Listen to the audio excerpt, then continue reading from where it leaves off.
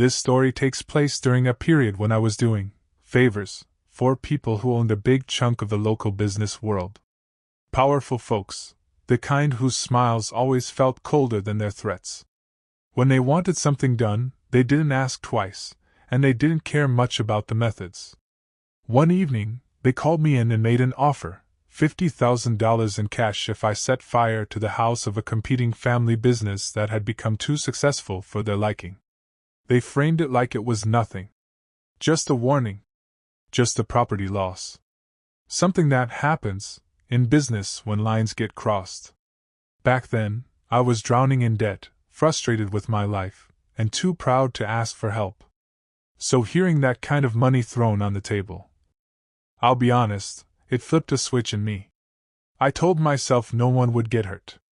I told myself it was just a job. I told myself a lot of things that made it easier to say yes. I should have known nothing about that night would turn out simple. Once I agreed to the job, the rest moved fast. Those guys never liked leaving room for second thoughts. They gave me an address, a rough sketch of the house, and a reminder delivered with a smile that wasn't a smile. Make it clean. Make it quiet. I remember going back home that night and sitting at my kitchen table, staring at a blank notepad like I suddenly had to become some kind of criminal mastermind. Truth is, I wasn't. I'd done shady things, sure, but arson was a different game. Fire doesn't listen. It doesn't negotiate. Once it starts, you're not in control anymore. Still, I started planning. I wrote down what time the family usually left the house, which nights the lights stayed on longer, where the nearest neighbors were.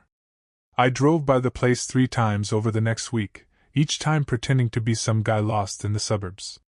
The house was big, pretty, quiet, the kind of home that clearly belonged to people who worked their whole lives for it. And every time I looked at it, that ball of guilt in my chest grew a little heavier. The guys who hired me gave me a small metal canister of accelerant, industrial stuff, not the kind you buy at a gas station, and told me exactly how much to use so it would look like a faulty wiring issue. I kept it locked in the trunk of my car, wrapped in an old jacket, like that would somehow hide what it meant. The night before it all went down, I barely slept. I kept thinking about the money, the debts I could pay off, the way my life might finally breathe for a moment. But right behind those thoughts was another picture, the family whose life I was about to burn down, literally. I told myself I'd go through with it anyway. I'd already taken the job. Backing out wasn't an option. Not with the people I was dealing with. So I woke up the next day, made some coffee I didn't drink, and told myself that by midnight, everything would be done. Deep down, though, I knew nothing good comes from a plan that starts with, just get it over with. I got to the neighborhood just after midnight, parking 2 streets away so no one would remember my car.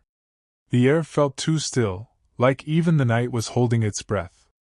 I walked the rest of the way with the canister tucked under my jacket, hoping no one stepped outside for a smoke or let their dog out.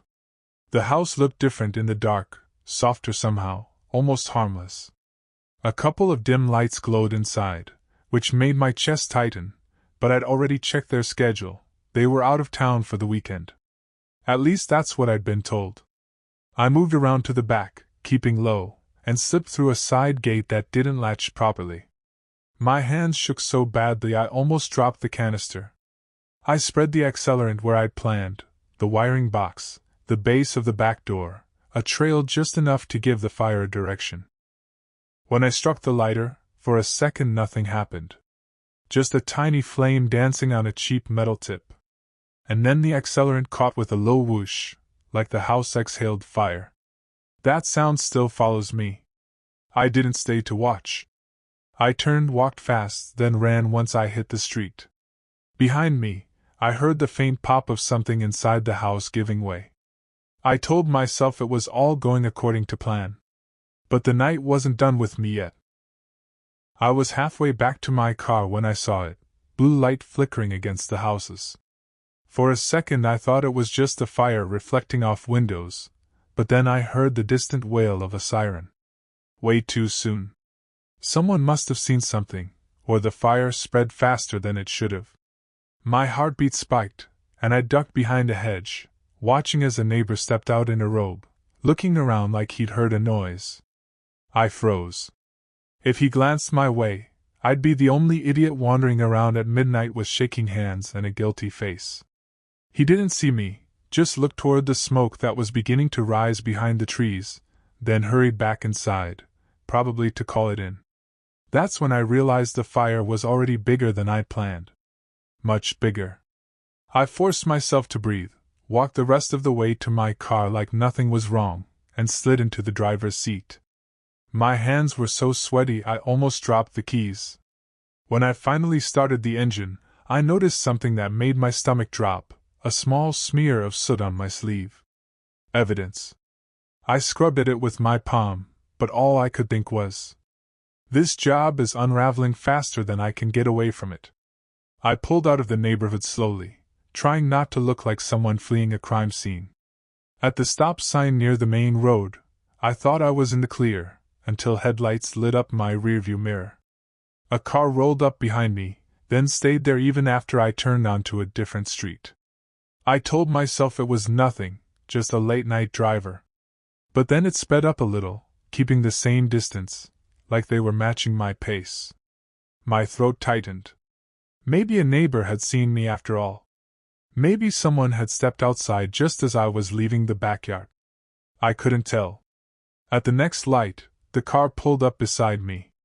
I stared straight ahead, pretending everything was normal, but out of the corner of my eye I caught a glimpse of the driver, a woman, maybe in her 30s, looking at me like she was trying to place my face. The light turned green. She hesitated a second too long, like she wanted to say something or memorize my plates, then drove off in the opposite direction. I sat there for a moment, gripping the wheel. Had she seen me near the house? Or was she just another late-night commuter who happened to notice a nervous stranger?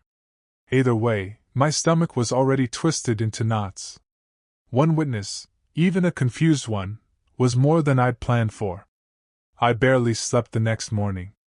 Every time I closed my eyes, I saw the flame catching, growing, spreading faster than it should have. By sunrise I already had the news on, volume low, waiting. It didn't take long. Local home heavily damaged in late-night fire.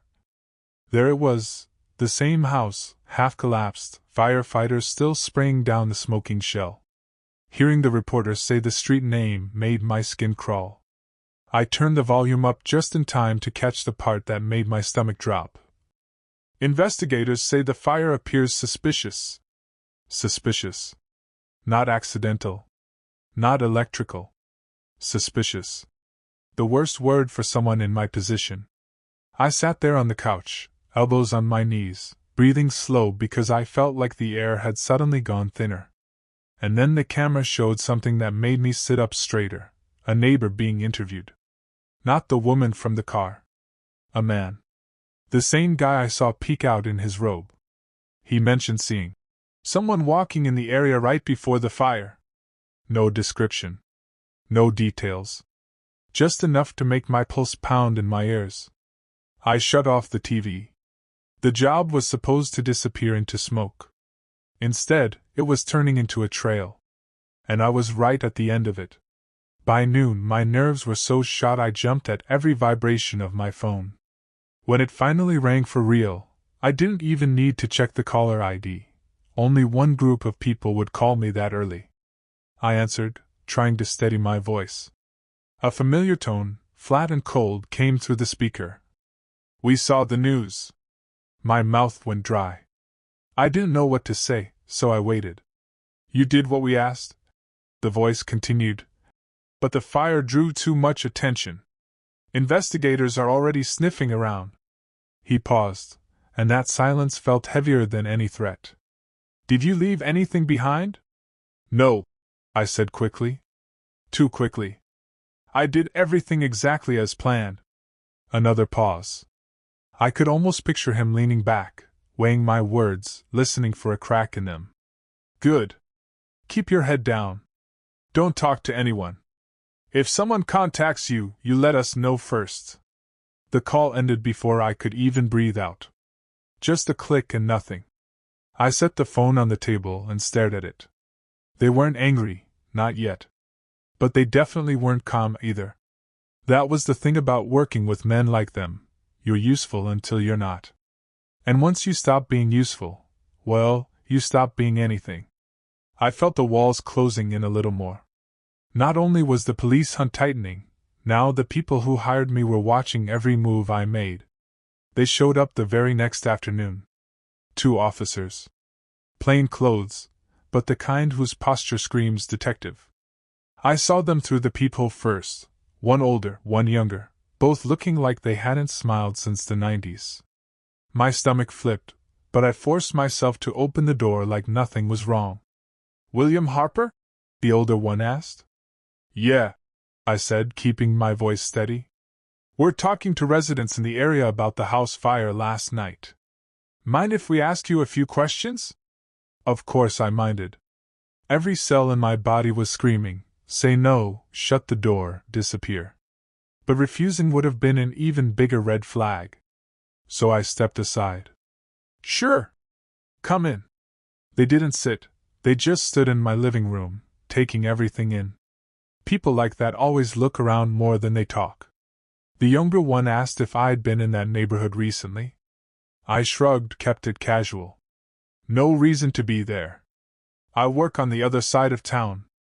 The older detective watched me like he was waiting for me to slip. "A neighbor reported seeing someone walking around the area shortly before the fire. Tall male." That word, male, hit me like a hammer. One detail away from a match. I forced a half smile. "Lots of tall guys in the city." Either of them laughed. They asked a few more basic questions, nothing too sharp, nothing I couldn't deflect. But the whole time, I could feel the pressure building behind their eyes, like they sensed something was off, they just didn't know what yet. When they finally thanked me and left, I closed the door and locked it fast. My hands were shaking again. They hadn't accused me of anything. But they'd marked me. And once the police mark someone, they don't just forget. After the detectives left, the house felt colder. Too quiet. Every little noise made me think they'd doubled back or were parked outside taking notes. I kept pacing from room to room, telling myself to calm down, but my thoughts were sprinting ahead of me. I checked the windows. Then checked them again. I replayed every second of that night, every step, every sound, every place I might have touched something I shouldn't have. I knew I hadn't left anything obvious behind, but fear makes you doubt your own memory. Suddenly I was convinced there was a footprint somewhere, or a thread from my jacket, or some camera I'd missed. My phone buzzed once, just a weather alert, but I nearly dropped it. I kept expecting another call from the men who hired me, or worse, the cops asking me to come down to the station. By evening, I couldn't sit still. I drove around aimlessly, not even sure what I was running from, the law, the people who hired me, or just my own conscience finally waking up. Every streetlight felt like a spotlight. Every passing car felt like someone following me. The job was supposed to be clean, quick, forgettable. Instead, it felt like I'd stepped onto a trapdoor that hadn't opened yet, but would. Sooner or later, 2 days after the fire, the pressure finally closed in. The ones who hired me called again, this time with a tone that left no room for misunderstanding. "You didn't mention detectives visiting you," the voice said. Not angry. Worse, controlled. My chest tightened. "They talk to a lot of people. Don't get clever," he snapped. "If they come back, you tell us immediately. We don't like surprises."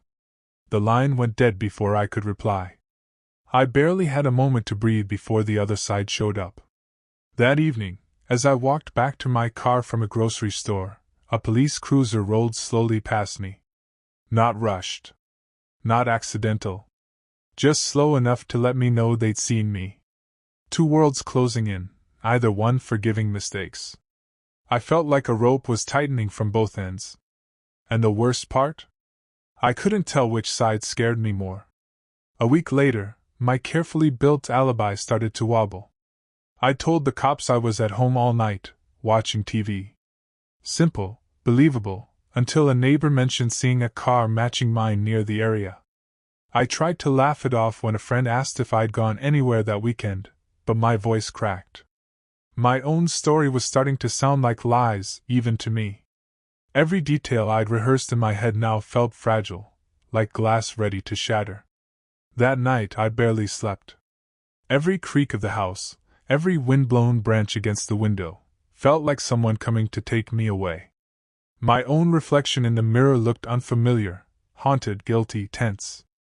The truth was simple. The job was done, the money was in my account, but I had no way to feel safe. Not from the cops. Not from the people who hired me. Not even from myself. It all came to a head one rainy night. I was driving home late when I noticed headlights in my rearview mirror again. Too familiar this time, the same slow, deliberate approach as before. My pulse jumped. I considered pulling over, but something inside me screamed, "Don't stop." I floored it, swerving through side streets, trying to lose them. The rain made everything slippery, every turn felt like a gamble. For a few terrifying minutes, I thought they had me cornered. But then, a sharp turn, a wrong street for them, and they disappeared behind me. Just like that, gone. I didn't celebrate. I sat in my car, drenched, heart hammering, realizing how close I'd come to being caught. Every plan I had, every careful step I'd taken, could have failed in an instant. That night I understood, survival wasn't about cleverness. It was about luck. Pure, ugly, terrifying luck. After that night, I couldn't escape myself. The money sat in my account, untouched, while my mind replayed everything I'd done. Fire spreading, the house collapsing, the fear in the neighbors' faces, the reporters' voices describing the scene, all of it stuck like smoke in my head. I couldn't drink it away, couldn't distract myself with work or TV. Every time I closed my eyes, I saw the flames. Every time I walked past the house, I imagined it burning. I started avoiding calls, avoiding people, avoiding my own reflection. The guilt wasn't just emotional, it was physical. Heavy in my chest, knotting my stomach, keeping me awake at night. I had the money. I had the freedom. But I didn't feel free. I didn't feel alive. I just felt trapped in what I'd done. Months passed, but nothing felt normal. I kept a low profile, stopped answering calls I didn't recognize, and moved through life like a ghost. The money helped pay off debts, sure, but it felt hollow, like a trophy for something I shouldn't be proud of. I watched my own reflection every morning and barely recognized the man staring back. Paranoia lingered. Every knock on the door, every unfamiliar car outside, made my chest tighten. I knew the people who hired me were still out there, still watching, still waiting to see if I slipped. Even ordinary days carried a shadow. I couldn't enjoy simple things anymore. A cup of coffee, a walk in the park, even a quiet night at home. Everything reminded me of that fire, that house, that choice I'd made for money. My life had changed forever, and not in the way anyone outside would understand. I had survived the law, but I couldn't survive my own conscience. Looking back now, I see everything with a clarity that scares me. That night, that choice, it wasn't just a job, it was a line I crossed, and once crossed, there's no going back. I learned that money isn't worth freedom, and freedom isn't worth peace of mind. I learned that some doors, once opened, never close completely. I learned that even if you escape the law, you can never escape yourself. If there's anything I'd tell someone tempted by easy money for a dirty job, think about the nights you'll spend staring at the ceiling, replaying every step, every choice. Think about the lives you touch, the families you affect, and the weight you carry long after everyone else has moved on. I'm still here. I'm still alive. But a part of me will always burn with what I did, and that fire can't be put out.